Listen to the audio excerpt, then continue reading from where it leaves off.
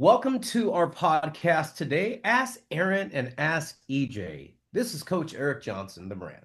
And this is Coach Aaron Thigpen, the source. Good morning, guys. EJ, what's on tap for today? What Well, knowledge and nuggets are you gonna dispel out there today? Aaron, we've been busy this summer, so I'm gonna tell everybody welcome back to our Ask Aaron, Ask EJ. But we've been busy. You've had surgery. I've had Yeah. stuff that we're trying to get together. So we're back with you, people. Our subject today, our topic, is something that is mind blowing to a lot of athletes, parents, and groups of people out there today. And our subject is the high school athlete. How are they being recruited in 2025, 2026? And things have changed quite a bit, Aaron. And we need to understand what the landscape looks like out there for these high school athletes. And we're not only talking about baseball, Aaron, we're talking about a lot of sports. What I have noticed as school is starting up again and they're getting the collegiate athletes back on campus is the lack of freshmen on these rosters now, especially in baseball. I'm seeing two, three athletes that a lot of Division One and Division Two schools are bringing on campus. So you're wondering where are they getting their athletes? Well, as we know, in the past 3 to 4 years, the transfer portal, junior college and actually bounce backs are fulfilling these rosters now. So that's our topic today. I think it's interesting. I think it's enlightening to parents that have high school athletes out there. They're trying to get their athletes to places, and it's been a difficult summer for many of these high school athletes that are very, very good ball players, Aaron. I mean, they're talented guys and gals because we are talking about sports. Mhm. But if we're just talking baseball, talented players that are just saying, well, we don't have a spot for you right now. And it's the fall. November 12th is the first signing period. How many of those high school athletes are actually going to sign in that first period, Aaron? That's the Mm. question. Okay. No, it's good that we revisit this topic. We've talked about it before, and you guys can also go back into our library and see how we approached it, over the last couple of years. 'Cause it seems like this is a subject that always comes up, and I guess it always comes up because the landscape keeps changing. Yes.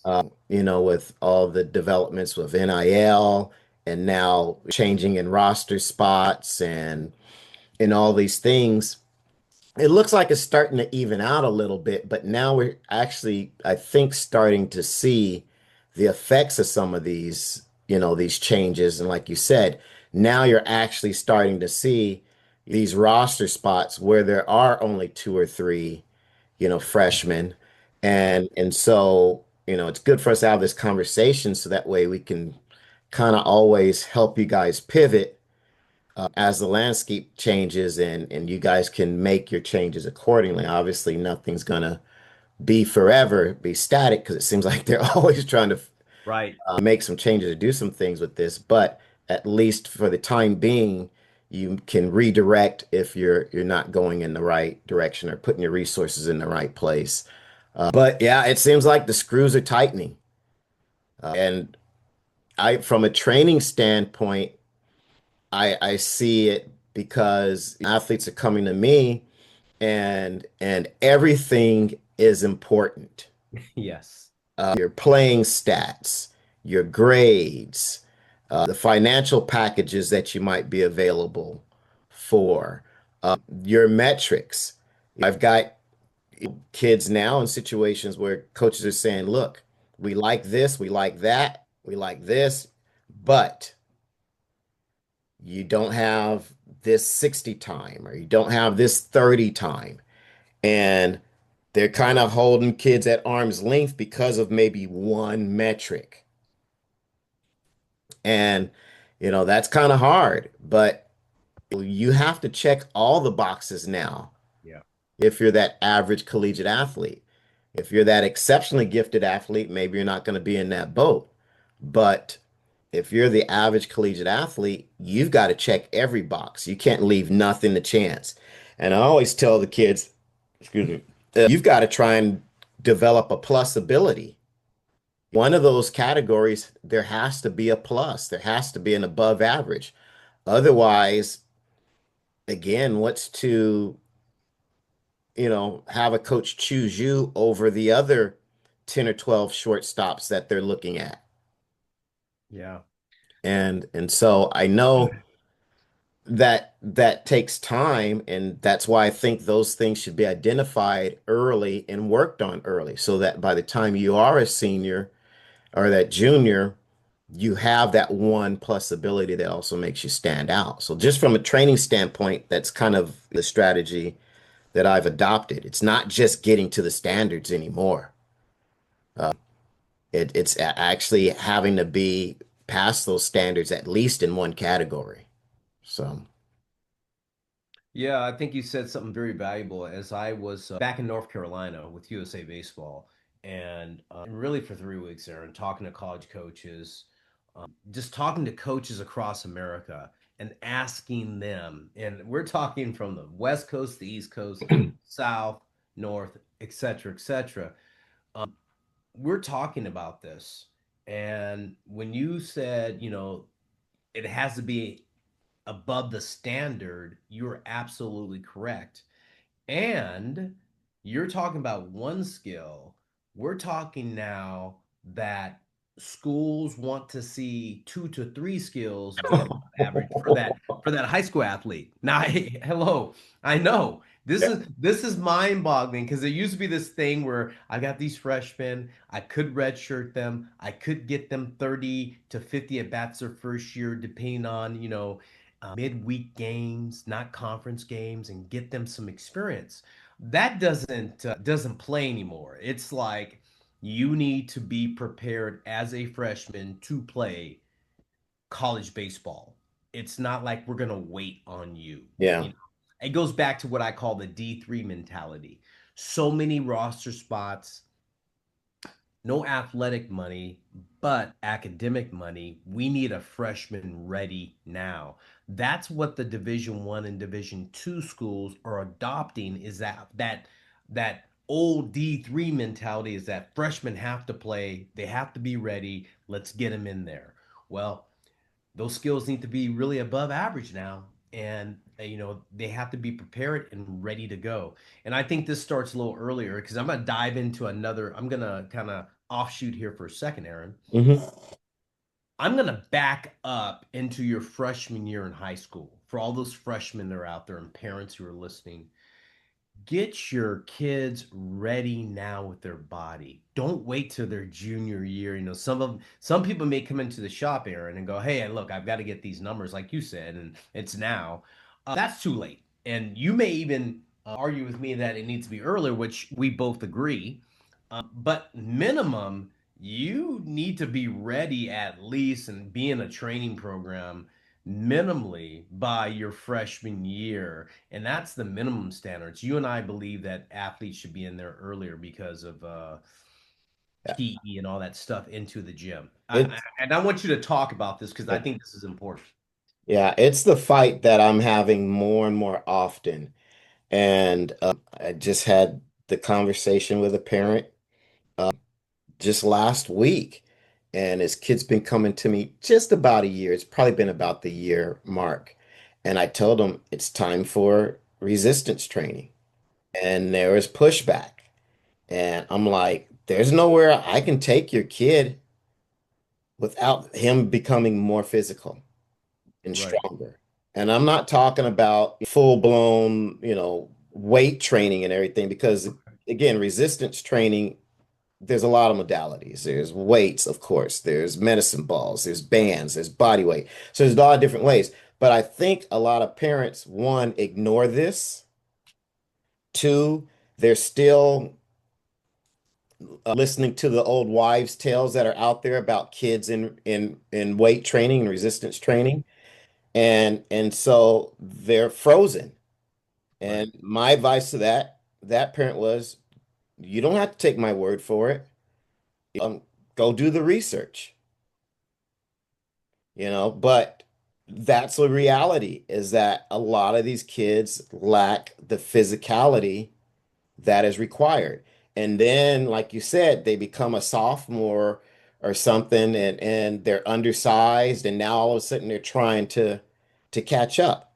Hmm. And you can't just catch up that quickly. It's not like, okay, well, this next year I'm going to start weight training. No, Right. there's a progression that you should be able to do if you want to do it correctly and responsibly, that you take the athlete through. And yeah, so that means at maybe sixth grade, and I don't want to get too far off the top of the Right. subject, but at sixth grade, you're doing body weight exercise and resistance exercises. Maybe at the seventh grade, you're doing banding and medicine ball and light dumbbells. And at the eighth grade, you're doing the introduction into weight training, where you're learning more of the basic lifts that they're going to run into at the high school level. So Right. that way you were developing the body slowly, but we're layering on all of these resistance forms of training that set the foundation so that the kid, one, can do the lifts and execute them properly so that they have the knowledge and can do them without risk to their body or trying to get into this whole accelerated plan Right. that then ends up getting them hurt. Because that's really what happens. And that's what I had to Right. tell the parent is like, there's nothing wrong with any of those modalities. The problem is the programming. You jump online and you follow some idiot who's written a program for a 23-year-old, and then you Right. try and put your kid through that, and he's in the sixth grade. Or you go to some, weightlifting facility where they're just going to put a workout up on the board and say, okay, everyone do this. And they're not taking them through the proper process of getting their body precursor things to do the lifts. So there's nothing wrong. It's like saying, you know, driving a car is dangerous. Yeah, it is if you don't know how to drive it. Right. So Right. you can't blame the car. It's the driver. Just like, the whole thing about guns. Are guns dangerous? Well, they are in the hands of inexperienced, irresponsible people. It's the same thing with any training modality. Right. The evil is not in the implement itself, it's in the administration and the implementation of how you're using it and the Yes. irresponsibility that goes along with that.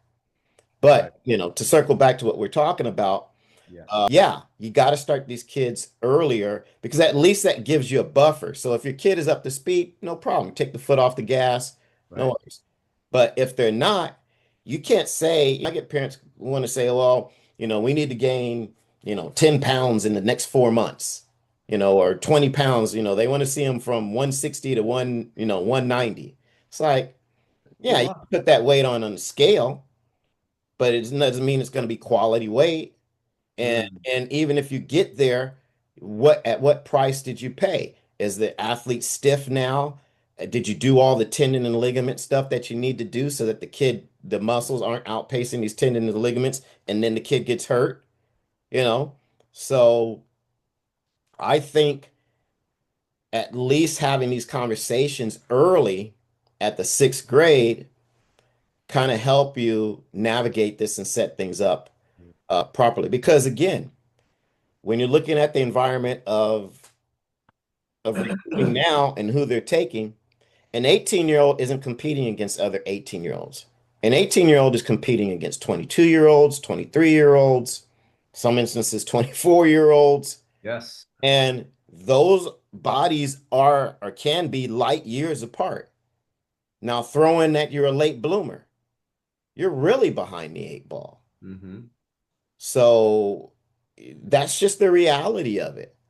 And either you're going to do some things to mitigate that situation or you're not. But you can put your head in the sand and say, "Oh no, well, I'm not going to do this. Or we're going to wait until they're 16 or 14 or whatever." Fine. Right. Right. I want to piggyback off that because you said something I thought was really important there.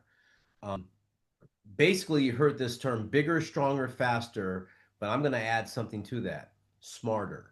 And you said that smarter. There's a smart way to do things. You don't put all that weight on a person and think there's not going to be any ramifications without doing what you said, the tendon work and all that other stuff that you need to do to in order for that to function effectively in that sport. And I think that's what gets lost is like, oh yeah, we want 15 pounds heavier.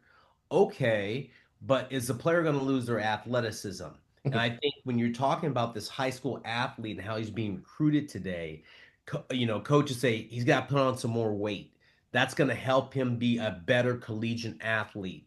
And then the high school player goes and does that and says, okay, I put the weight on, but and that was like that's the only thing they heard, but the real message is that weight was put on so you can be able to compete at the same athletic ability you had before, and that gets lost in the shuffle. So Yeah. when that high school athlete's being recruited, they need to understand that this is how it's being done. It's just don't have to wait like here I am, I'm here coach, I, Yeah. I got the weight or I got the running time.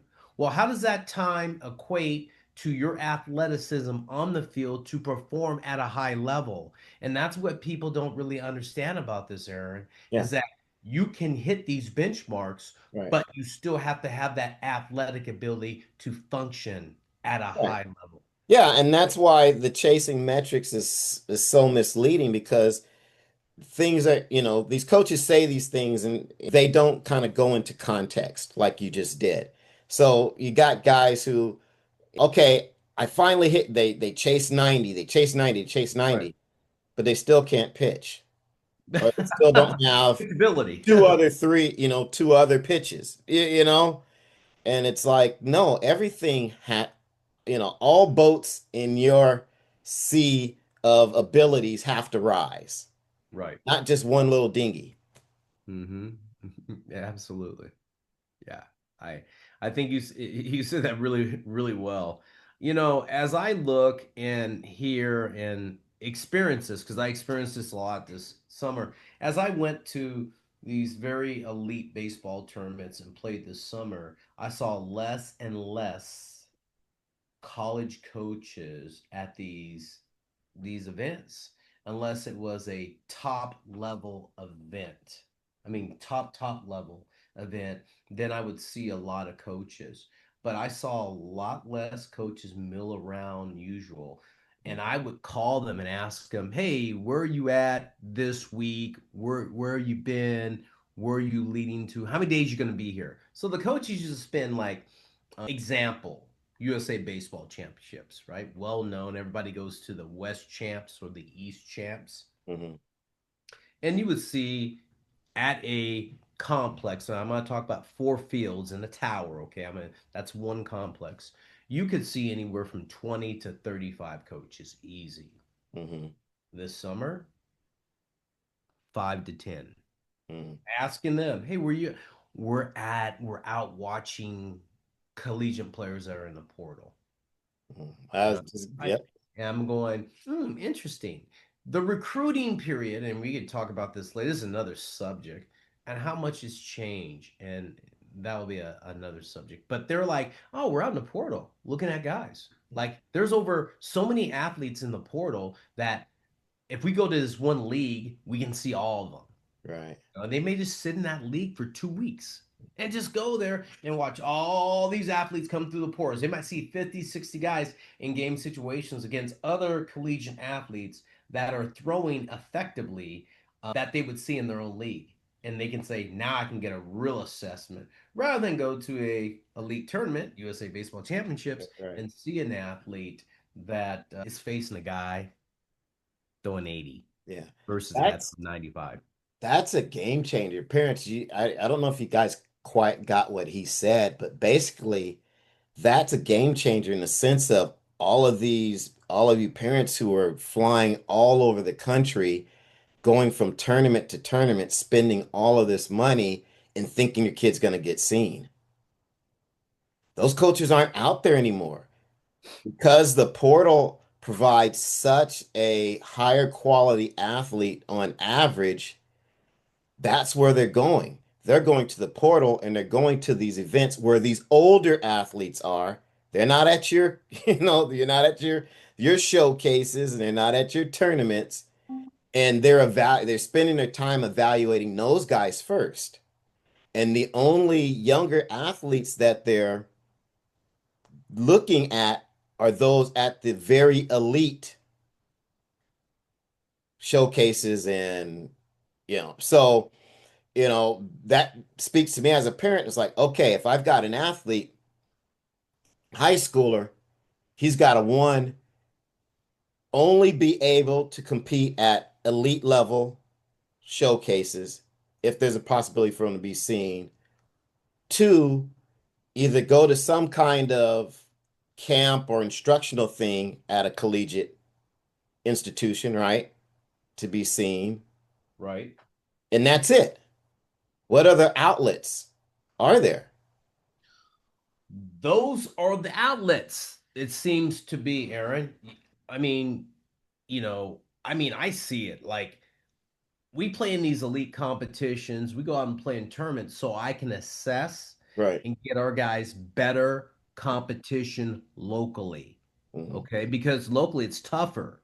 You got to go out nationally to find the guys throwing a velocity or hitting the ball harder or running faster to find out, do our athletes compete in that environment first Mhm. before they can go to this next environment. If they can dominate in this environment, then they can go to those two places you said. And I think it's important. I'm chasing competition, the Right. best competition. So when So you now to me, that speaks to me in saying that all of these weekend tournaments that you fly to and everything really are developmental now. They're not opportunities. Do you know what I'm saying? They're not places where yeah, you're going to get seen. So your focus for those sorts of outlets should be that, okay, we want to try and get the best competition we can so that we can have an assessment of how our athlete is developing. But it's not, so in other words, the days of paying to be seen are basically over. Paying to play in this tournament here, paying to play in this tournament there for exposure is rapidly declining. And so that means to me, you got to be more selective about the tournaments you're playing and how much time you're spending playing those tournaments and resources you're putting towards that, because you're not going to, you maybe more than likely, you're not going to get the return on that you would maybe have in the past. Am I correct by saying that? practice more than you play. Okay, Mhm. it's along those lines. And practice now becomes critical. It's not like show up, let's get our reps in. How about show up and compete and dominate in practice? So when you get in these scenarios, in these games later on, you know how it feels. You can't just turn it on at a tournament and think, oh, I went to practice, I'm good. All that's important now, and it has its piece, it has its layer, and let's wake up and understand what that really means now, Aaron. And you're right. I mean, it's to that point now. You just can't just go somewhere and say, I'm gaining experience. Every time you go to a place, it's important. It's not just showing up to show up. So that's our 2 cents on that. Hey, Aaron, you got anything else regarding the high school athlete and the way they're being recruited today in 2025, 2026? No, I just want, parents to wake up to the realities of what they're facing and step back and assess your kid and say, where are we at on this spectrum of where we got to be, and make the adjustments. And the adjustments might mean playing more, it might mean training more. I don't know, but you've got to be nimble and and have a realistic view of what you should be doing with your athlete. Otherwise, that clock is ticking, and like I said, it's not an even playing ground. It's just not. So you Right. got to figure out how you're gonna navigate it and get your edge. So Well said today, Aaron. And out there, listen to us. We're back at you now. It's the start of the fall for us.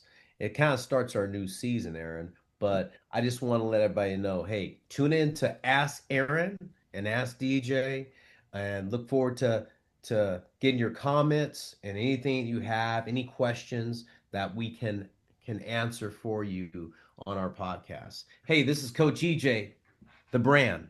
It's culture and the source. We'll see you.